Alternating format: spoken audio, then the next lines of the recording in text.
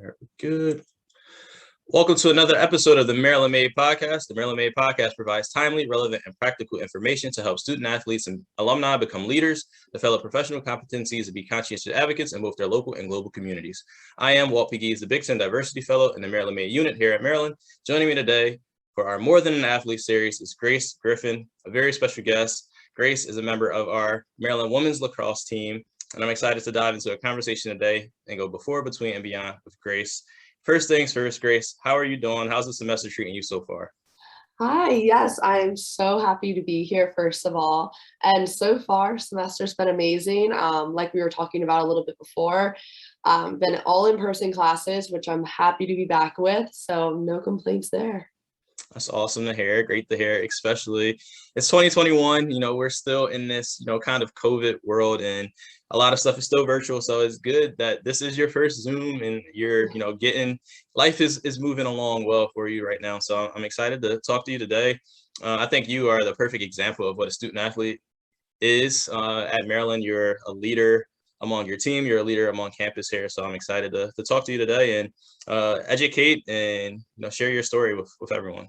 Well, thank So you. no doubt. And before we get into the before, I just got to say a few of your accolades. I think this is a theme with many of our women's lacrosse players here. Our program is top notch, the best of the best. So Grace is All-American. She's a All Big Ten member, but she's also a 3-time academic All Big Ten member. So I think she's a perfect one to kick off one of our More Than an Athlete episodes. So Grace, before you got to Maryland, you also had a pretty decorated high school career, playing lacrosse, but also excelling in the classroom. But before all of that, tell me a little bit about your upbringing, Sykesville, Maryland, and how has that shaped your identity to who you are today?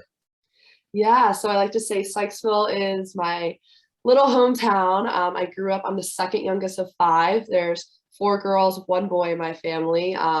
So definitely a little bit of a hectic household. All of us played sports. I think all of us played at least 2 or 3 sports growing up all throughout. So definitely sports kind of shaped our family a lot. And I love that I was able to grow up in such a big family and with so many siblings. And I lived on a huge property growing up, kind of Carroll County, Maryland, where Sykesville is kind of, people like to joke, it's a little bit of farmland.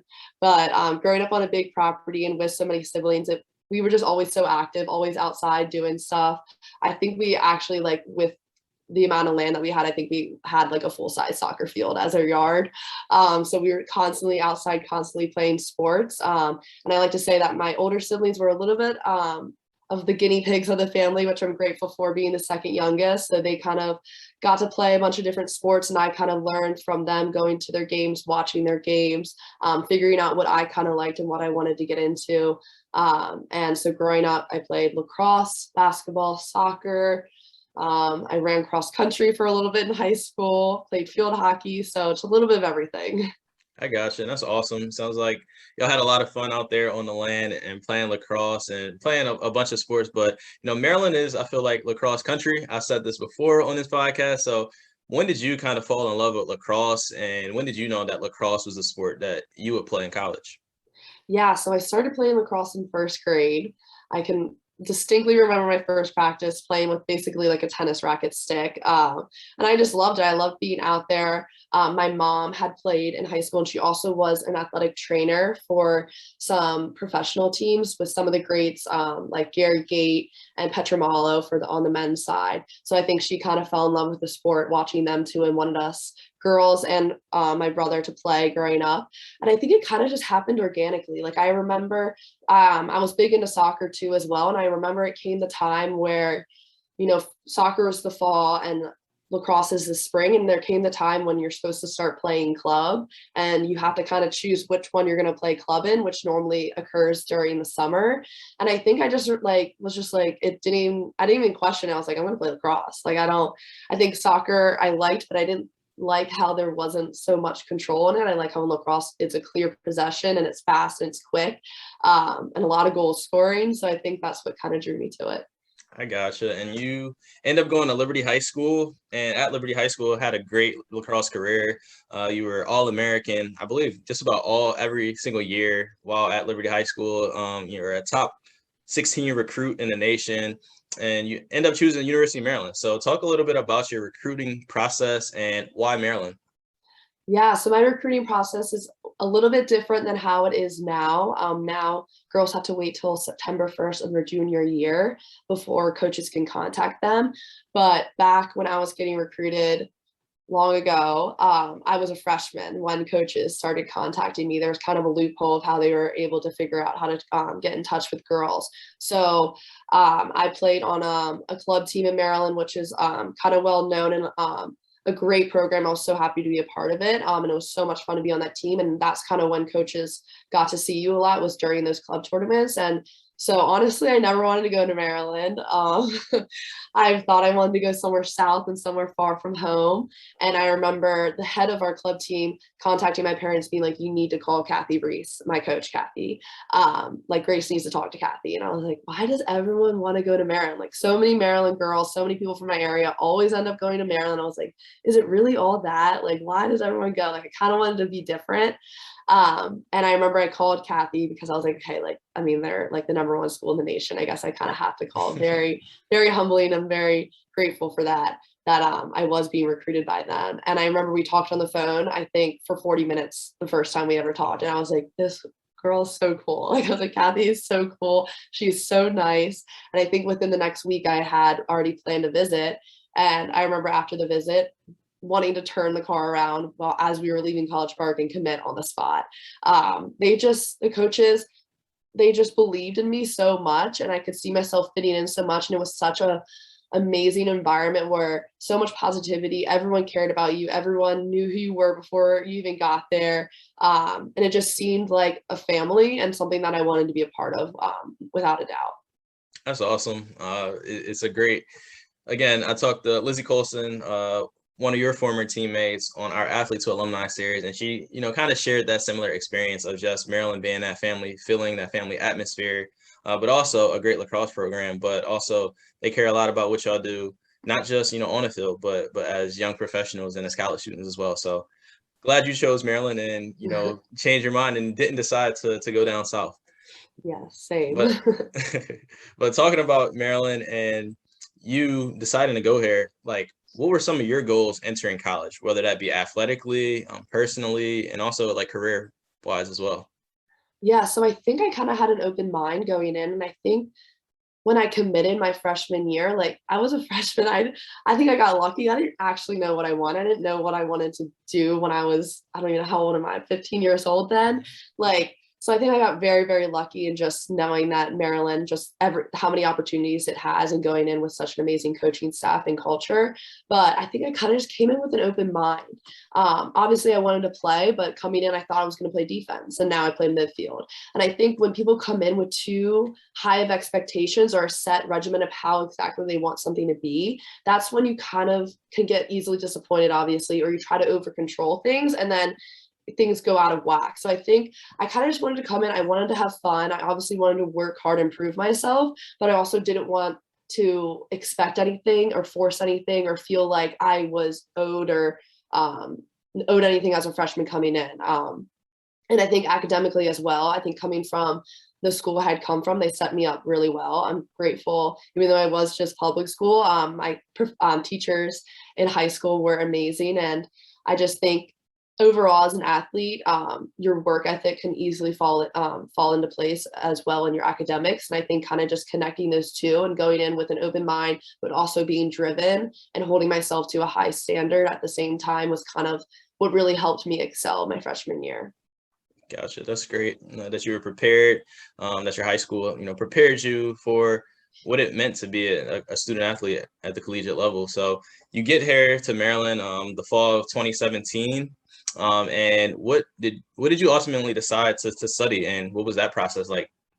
Yeah, so I decided to study kinesiology, and I stuck with that, and I'm so happy with it.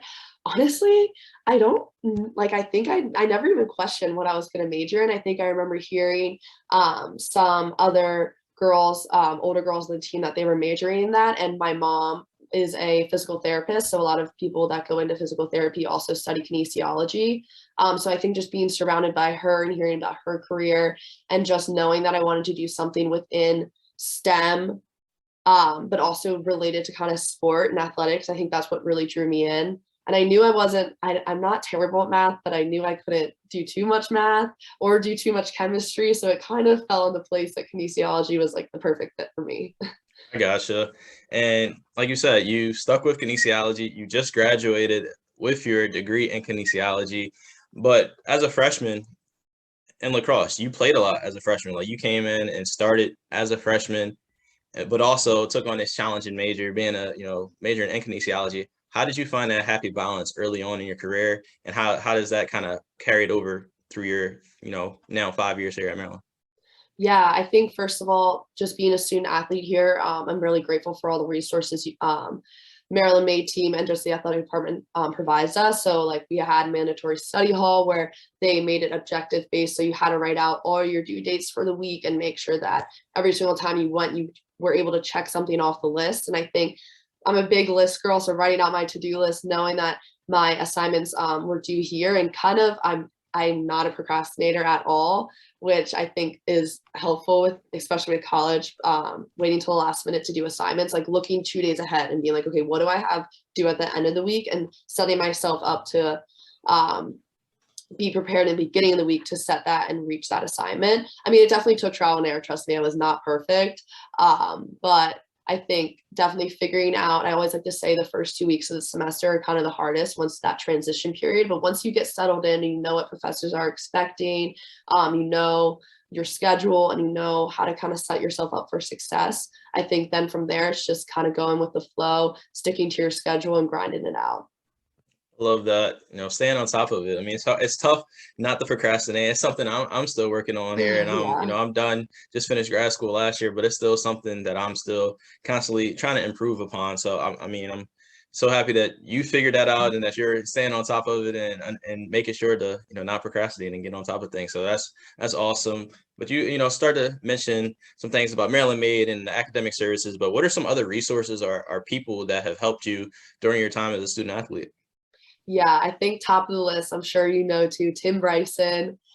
I think it was my sophomore year when Tim just started working here, and someone mentioned like, yeah, there's this career guy, Tim, like you should talk to him, because I always never really knew what I wanted to do. And I was like, all right, like they said he was really cool, really nice. Like I guess I'll set up a meeting for him and see what I can do.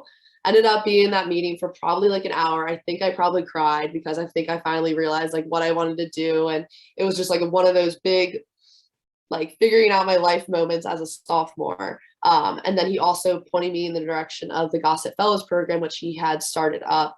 And I'm so grateful that I was able to find that program. I think I was in one of the first cohorts of it. So I kind of was just like, yeah, like that sounds great. Career readiness, like cool, sounds good. Wasn't really involved in any other clubs. So I was like, okay, I should at least do one thing. And this one sounds like it will be really helpful. And Tim's awesome. So why not do something with him? And I'm so beyond grateful to be a part of that program. I think it set me up so much for success. We'll really see next year once I get into the career field, but I think it really gave me some guidance. It connected me with so many other student athletes, and yeah, just like it just sorry, You're made good. me think of things that I wouldn't think of on any own.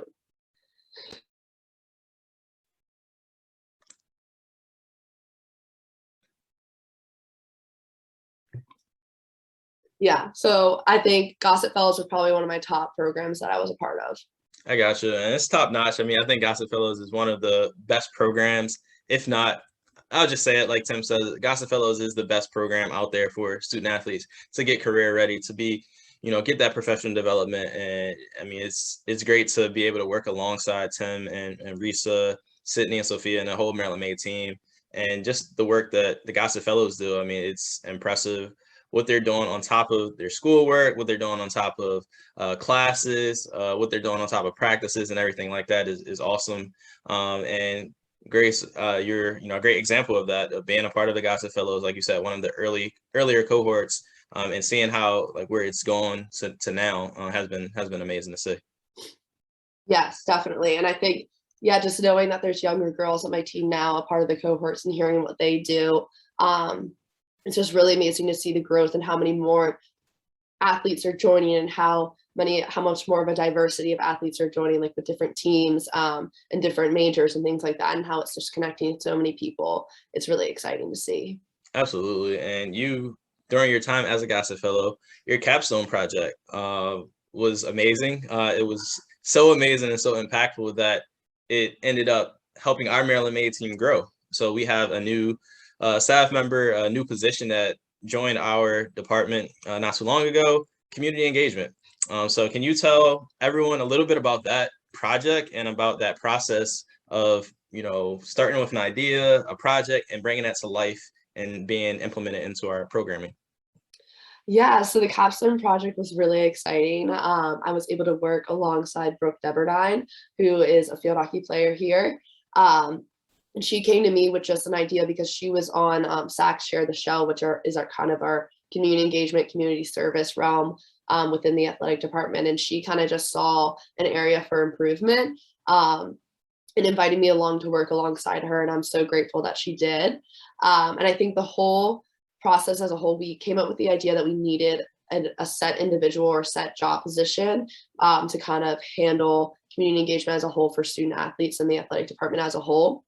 And I think my favorite part about the project is that over the course of it, we reached out to other Big Ten schools to learn about what they do, what their setup is, and kind of learn from people who've already done it or people who haven't already done it, kind of see what works, what doesn't work, and apply it to what would be best for Maryland. And so it was just really cool that even though we play against all these teams or conference like rivals, that we just emailed people part of the athletic department asking for help, asking to speak to them, and just how many people responded positively and how many people helped us from other schools, and just seeing kind of a prime example of if you want to know something, ask for help. And if you ask, you'd be surprised by how many people are willing to help you. And it was a really cool way to connect with other Big Ten schools and actually see the power that us student athletes have that the Maryland Athletics set us up to have, and actually allow us to make change and set up the future for other Terps to be better. No doubt, and that's awesome. It just speaks to the impact that student athletes can have, and you using your platform, you using your voices, and schools listen. The administration, they listen. The Maryland Made team, we listen. So I mean, that's great, and I'm so excited to see how the community engagement role continues to grow. Sydney's done a great job already this year, and with the help of you and Brooke as well alongside of her. So I'm very excited about the community engagement opportunities out there for University of Maryland. So it's gonna be awesome. Yes, I can't wait to see it all. Like, it's crazy, it's all coming to fruition. And just knowing that, yeah, like you said, the impact student athletes can have. I think people kind of don't realize that people listen to us and like we're a part of it, and like we're the ones that are getting impacted, so we should have a say in it. And I think it's amazing that our athletic department does allow us to have that. And I think that's kind of rare. You don't see that as often in other schools, and that kind of just shows how, as an athletic department, how as a student athlete body, we're growing and progressing. Absolutely. And I also see that you were a part of the internship. So you did your summer internship and you were paid for that summer internship, but kind of how was that search process of finding where you wanted to intern at, and how was that overall experience of interning? Yeah, it was so much fun. I'm so grateful to be a part of that as well. And this past summer, working with both the internship program and then my host site was really fun. So my host site was a place called the Performance Barn. It's a place close to my home, and it's both athletic strength and conditioning as well as physical therapy. So like I said, I kind of never knew what I wanted to do, and I was kind of between knowing if I wanted to go the physical therapy route or the strength and conditioning route. And with that, I was able to do a little bit of both, shadow both programs and see which one the day-to-day I liked a little bit better. And alongside of that, with the internship program, we also had the weekly meetings for career readiness. So it was really the perfect balance of getting that experiential learning, interacting with people in my career field that I wanted, learning so much, and then also doing that outside work to then set myself up for the future, learn about networking skills, learn about career readiness skills, interviewing skills, etc. And kind of being able to, what I learned each week, then apply it to what I was actually doing in person. And the best part of it is that the way that I found my host site was just through an alumni who has a connection to the facility, and that kind of just showed like the power of networking and the power of being interconnected with Maryland alumni and how much people are willing to help and connect us with others. Great, that's awesome. And just talking about that, so you have done the Gossett Fellows program, you've done the internship, you've graduated with your first degree. But what are some things that you struggled with during your time here at Maryland, and how did you overcome these struggles? Yeah, so I think a lot of it, I think struggling as a student athlete, a lot of it, everyone always kind of says like the time management, knowing what you want to do, and balancing school and athletics. But I think on top of that, I'm just grateful to go to a school that was so close to home. Like I said, I wanted to go south, but thank God I didn't go far from home. That because I think it is nice that sometimes you do get wrapped up in being in the moment, being surrounded, especially like during your freshman year when you don't have your own room, you have a roommate all the time, and not having that alone time, that alone space. So knowing that I could see my parents, knowing that they come to so many games, and if I needed to go home for a weekend and just get out of College Park, I think that was really, really helpful. And I think one of the things I struggled with too was like vulnerability, especially as athletes. We kind of force it upon ourselves to always be tough.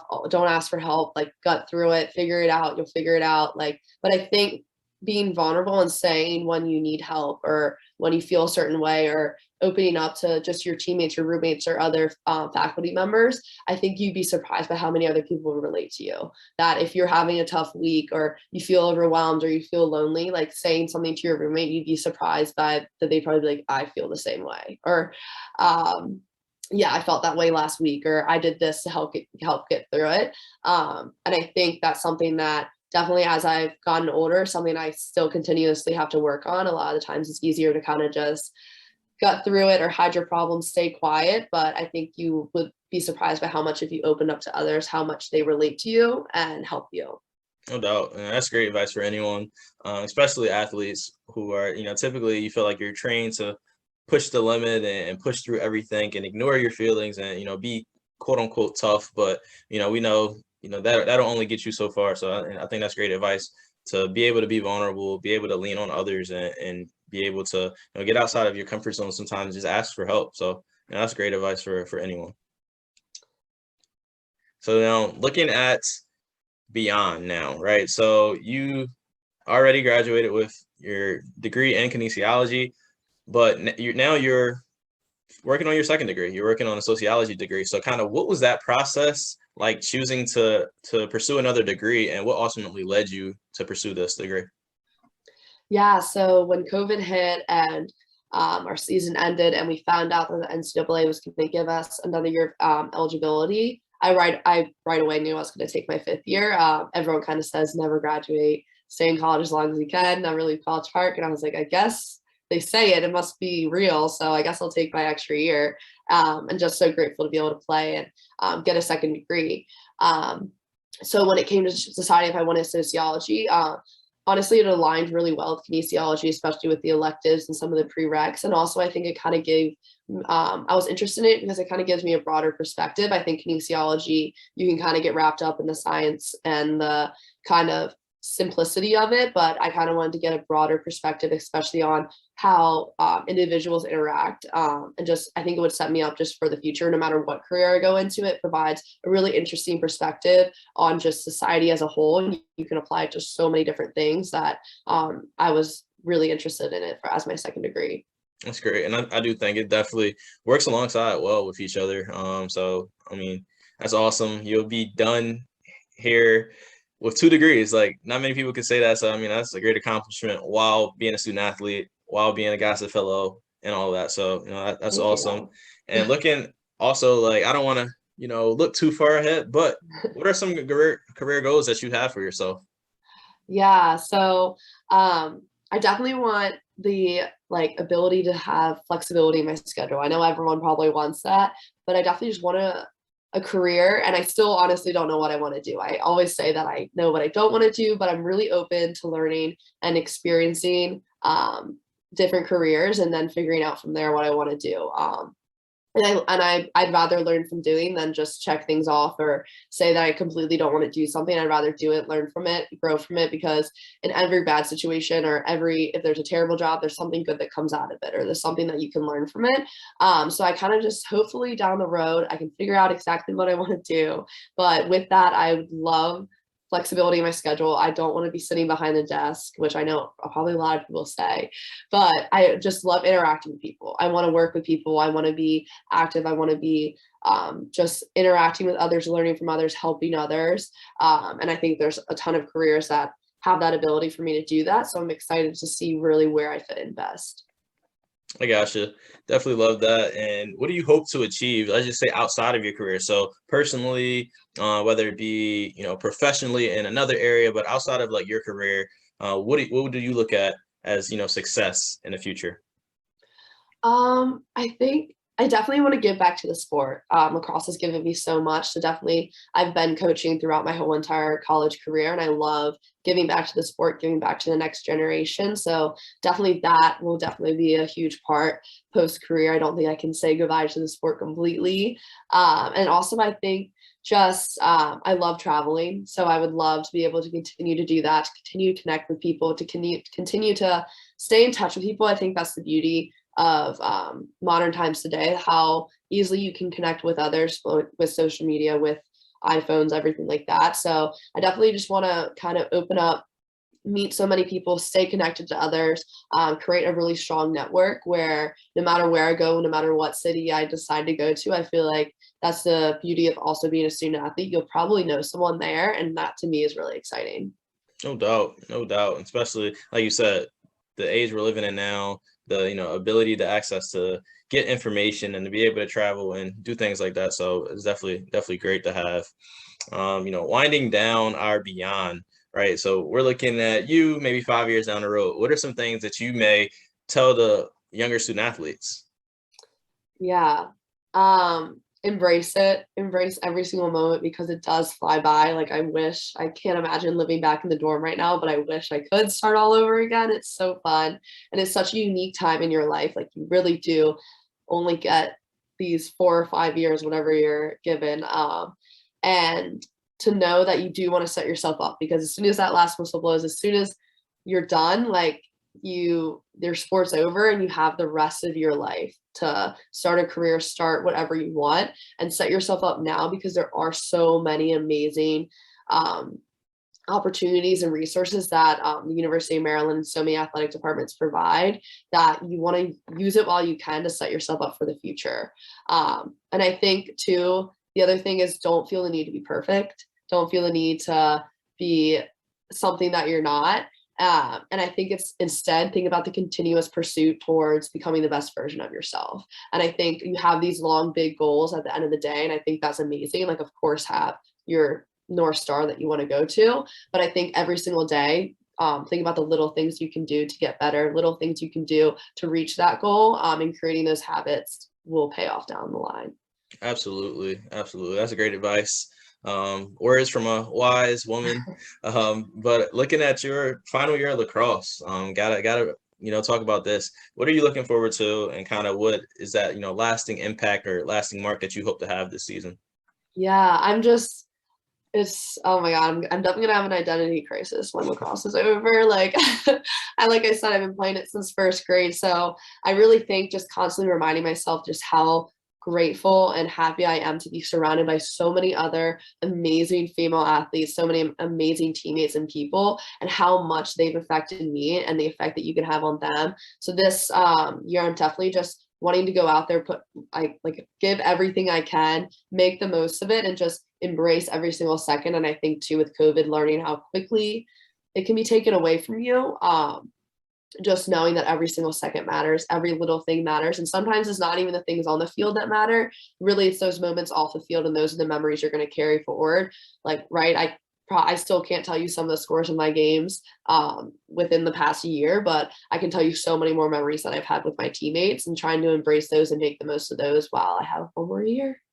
Absolutely. So please support Grace and the women's lacrosse team this spring. They're going to put on a show. I promise you that. Grace promises you that. So please Yes. show them love and support. But Grace, I just want to say thank you for your time here today. And I will let you tell people where they can find you, whether it be social media or LinkedIn or whatever, but let them know where they can find you and reach you. Yeah, awesome. So yes, social media wise, probably Instagram's your best bet. I don't have a TikTok. My Instagram is ggriffin16, and then my LinkedIn should just be under Grace Griffin.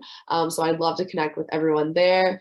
And yeah, it's been so much fun talking to you. I'm so grateful to be on this, and I love what the Maryland Made team is doing and how much you guys are growing. It's so exciting to see. All right, Grace, appreciate that. And of course, y'all know that y'all can find the Maryland Made team and Maryland Made at MD Made Terps on Twitter and Instagram, and Maryland Made Terps on LinkedIn as well. And please keep tuning in to the Maryland Made podcast.